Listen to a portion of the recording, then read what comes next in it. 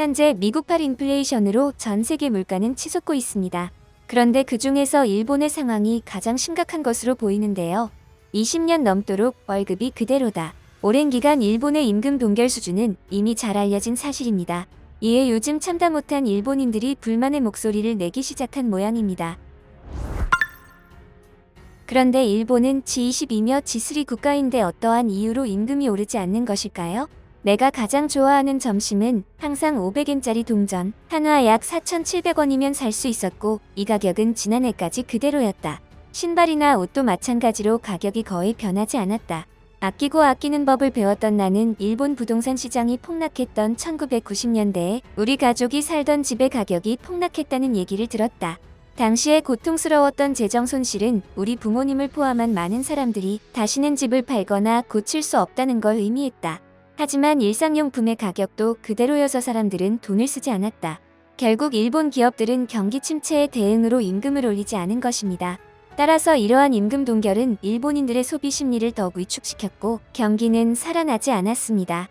물론 다른 이유도 많지만 근본적으로는 임금이 오르지 않기 시작하자 국가 전체의 경제 성장 속도가 떨어진 것입니다. 이것이 바로 일본의 잃어버린 30년의 시작이었습니다. 아시아의 많은 지역이 부유해지는 사이 일본의 부는 정체됐습니다. 일본의 1인당 국내 총생산은 1990년대 이후 같은 수준을 유지했습니다. 그 결과 2010년 중국은 일본을 제치고 세계 2위의 경제 대국이 됐습니다.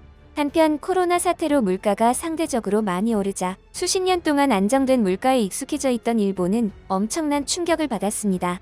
특히 43년 전 첫 출시된 이후 항상 10엔 한화 약 94원이었던 일본의 국민과자인 우마이본 가격이 20% 올랐을 때 사람들은 큰 충격을 받았다고 전해집니다. 사회적 부담을 나누는 것을 미덕으로 생각하는 일본 사회에서 가격을 올리는 것은 일종의 문화적 금기가 되고 있었습니다. 따라서 국민과자를 만드는 회사인 야오키는 왜 가격을 올려야 하는지를 설명하는 광고 캠페인까지 내보내야 했습니다. 현재 일본인들은 오랜 시간 오르지 않는 임금에 대해 상당한 불만을 가지고 있습니다. 이처럼 낮은 임금에 목말라 있던 일본의 고용시장에 대만의 TSMC가 발을 디뎠습니다. 그러자 일본은 자신들이 스스로 발등을 찧었다는 사실을 깨달았죠. 자국 내 반도체 수급 안정을 위해 글로벌 파운드리 1위 기업 대만 TSMC 공장 유치를 적극 지원하던 일본이 딜레마에 빠졌습니다. TSMC로 우수 엔지니어 등 일본 기업 인력들의 이탈이 예상되기 때문입니다. 13일 일본 경제 매체 니혼 게이자이 신문은 최근 실리콘 아일랜드 쟁탈전 1200명이라는 제목의 기획을 통해 TSMC의 일본 구마모토 진출이 규슈 지역 인재 시장을 뒤흔들고 있다고 보도했습니다. 규슈는 일본 영토의 4개 핵심 축 중 가장 남단에 위치한 섬으로 1980년대 현지 반도체 생산의 40%가량을 차지해 실리콘 아일랜드라고 불리면서 과거 일본 반도체의 전초 기지 역할을 했습니다. 따라서 올해 착공하는 구마모토 공장에서 2024년 말부터 22에서 28나노미터 공정의 반도체 제품을 생산할 계획이라고 전했습니다.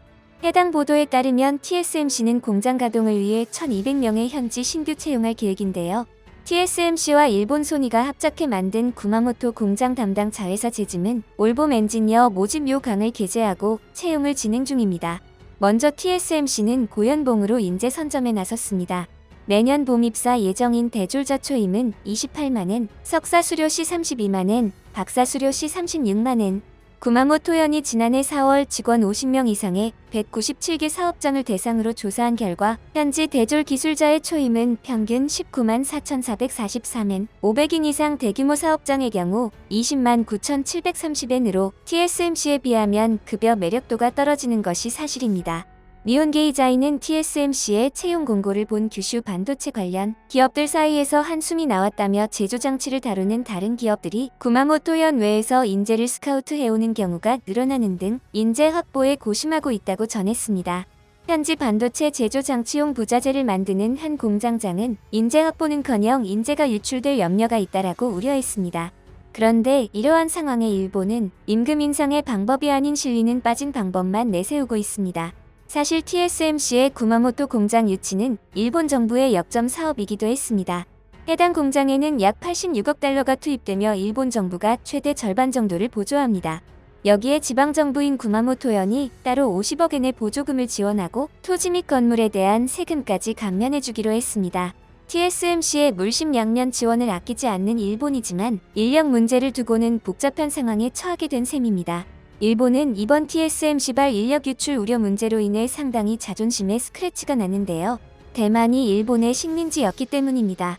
자신들이 식민지배하던 나라가 어느 순간 자국의 돈으로 자국의 땅에 세운 공장에 심지어 자국의 인력까지 유출될 위기에 처하니 입장이 뒤바뀐 셈이 돼버린 것입니다.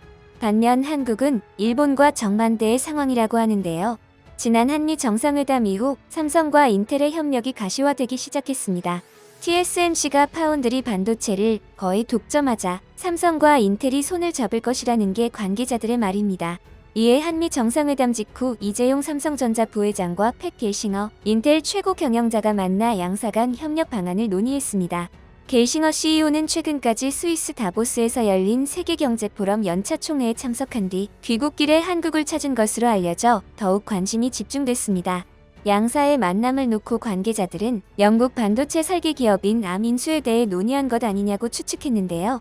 현재 글로벌 반도체 업계는 영국 반도체 설계 기업 암인수가 최대 화두인 상황입니다.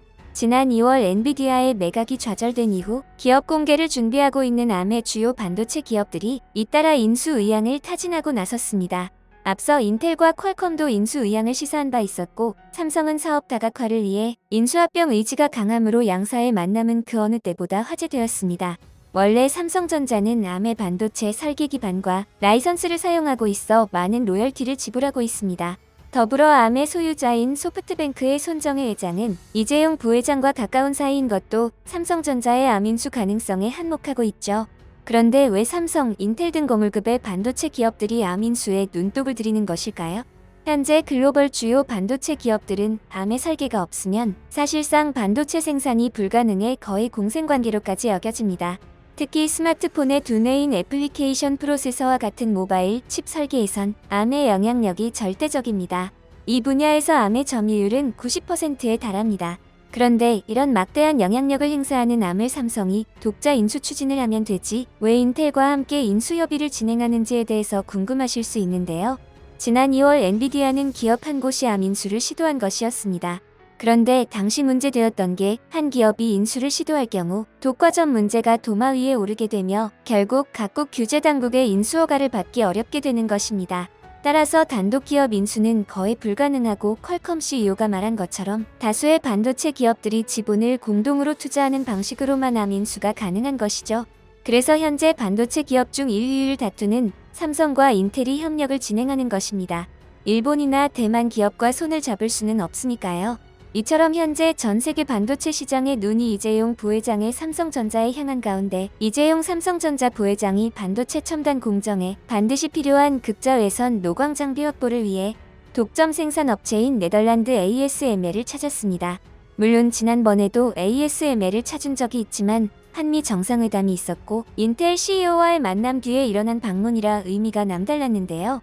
그런데 이재용 부회장이 ASML을 찾자 대만과 일본이 불안해하기 시작했습니다. 현재 미국 정부가 네덜란드 정부를 통해 EUV 장비 반출에 사실상 개입하기 시작하면서 글로벌 기업 최고 경영진은 장비 확보를 위해 각국 정부와의 긴밀한 협력 관계가 필수 조건이 되었습니다. 중국의 반도체 기술력 향상을 견제하는 미국이 EUV 장비 반출에 개입하면서 EUV를 확보하기 위해선 ASML뿐 아니라 네덜란드와 미국 정부의 눈치도 같이 살펴야 하는 것입니다. 그런데 대만은 중국의 압박에 네덜란드, 미국과의 협상이 쉽지 않은 게 현실이고 일본은 사실상 반도체 시장에서 잊혀진 상태이기에 협상 매력이 떨어지는 게 사실입니다.